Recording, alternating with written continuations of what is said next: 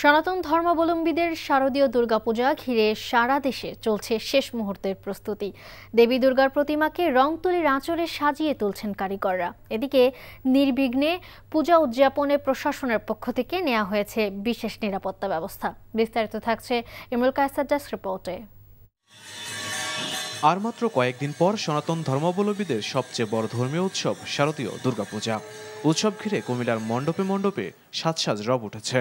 শেষ সময়ে কারিগররা রং তুলির আঁচড়ে দেবী দুর্গার প্রতিমাকে সাজাতে ব্যস্ত। আগামী 2-1 দিনের মধ্যে আমরা মণ্ডপে মণ্ডপে প্রতিমা পৌঁছে দিব।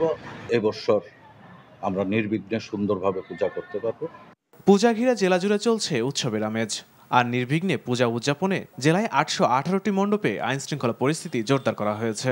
পুলিশের টহল থাকবে, সেনাবাহিনী, বিজিবি, র্যাব সহ সকল আইন শৃঙ্খলা রক্ষাকারী বাহিনী মোতায়েন থাকবে। কাঠখড় ও কাদামাটি রঙের অবয়বে গেঁথে দেওয়া হচ্ছে সোনালী ধান।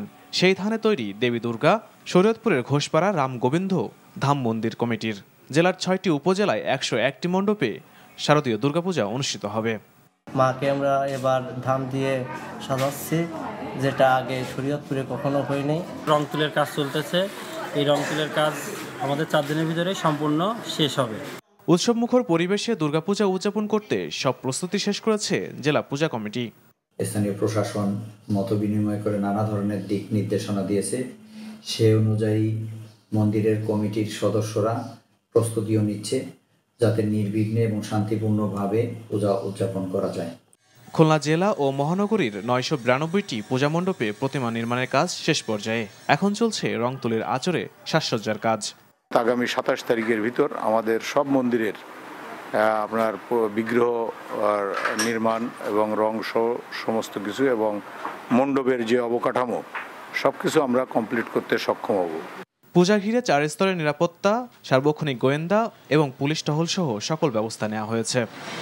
Imrul Kayes, NTV news desk. Bundle থাকলে প্রতি সেনমানিতে টাকা বাঁচবে। বিকাশ সেনমানি বান্ডেল কিনে জিতুন প্রতি লেনদেনে।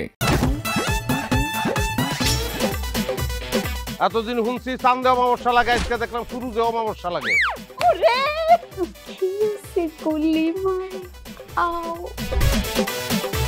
আপনার নামটা? আমার নাম লাবণ্য। এটা ধরেন। এইটা কি? চলে মানে আংটি। ভয় পেলে নাকি সিরিয়াস?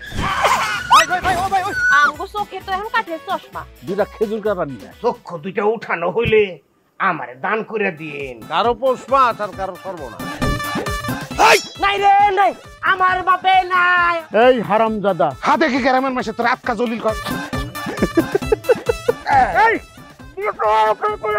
আমার ঘরে 3-3টা বউ এতিম হয়ে যেত। বস্তালা আবার ঢুকা।